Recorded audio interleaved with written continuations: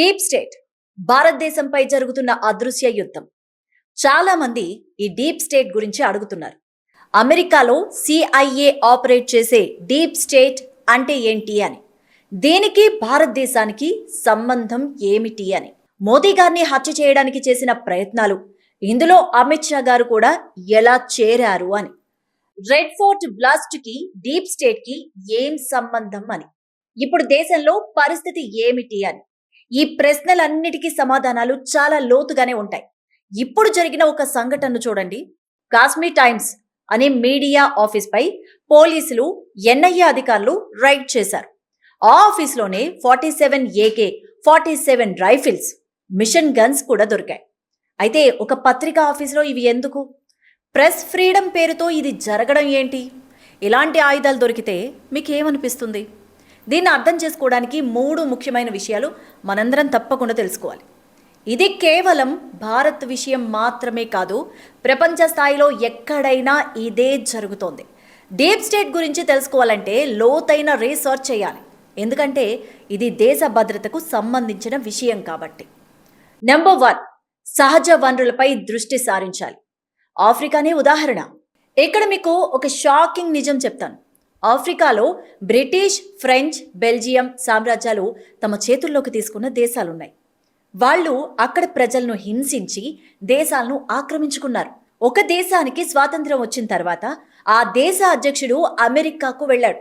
అక్కడ అతను చెప్పాడు, మా దేశంలో యురేనియం బాగా దొరుకుతుంది, మీరు ఒప్పుకుంటే అమ్ముతాము, ఆ డబ్బుతో మా ఆర్థిక వ్యవస్థను మెరుగుపరుచుకుంటాము అని. కానీ అమెరికా వారు నో చెప్పారు. బెల్జియం వారు పెట్టిన నియమాల ప్రకారం మాత్రమే నడుచుకోవాలని కూడా ఆదేశించారు.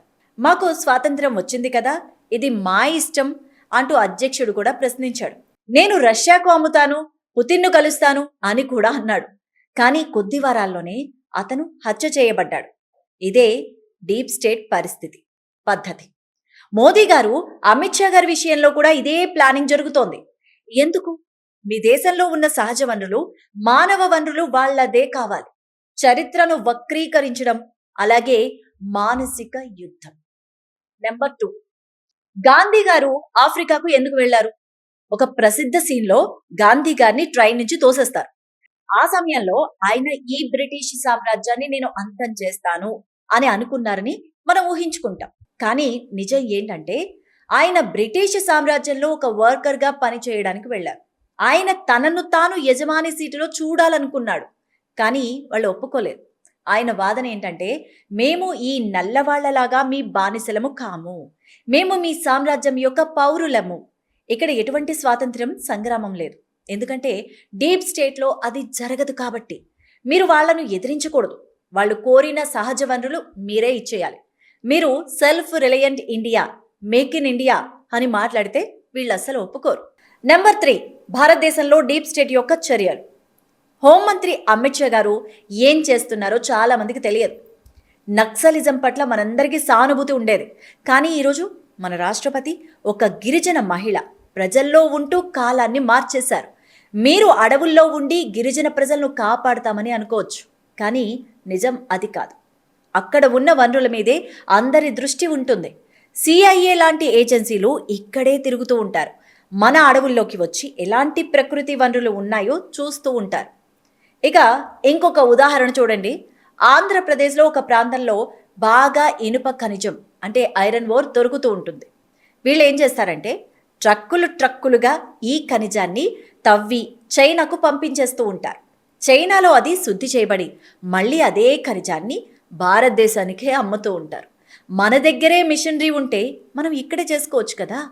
కానీ చైనాకు లాభదాయకమైన వ్యాపారం మనం చేసి పెట్టాలి. ఇది యూరోపియన్ ఆలోచన. వీళ్ళంతా డీప్ స్టేట్లో భాగమే అని చెప్పాలి. ప్రతి రాష్ట్రంలోనూ మూలల్లో ఇలాంటి వాళ్ళు కనిపిస్తూనే ఉంటారు. మీ దేశం యొక్క సహజ వనరులు విదేశాలకు వెళ్ళిపోవాలి. మానవ వనరులు మరియు సాంస్కృతిక మార్పిడి అంటారు. అమెరికా వాళ్ళు ఎందుకు చెప్తారో తెలుసా? ప్రపంచంలోనే టాప్ టెక్నీషియన్లు అంతా అమెరికాలో ఉండాలి అని. ఎందుకు?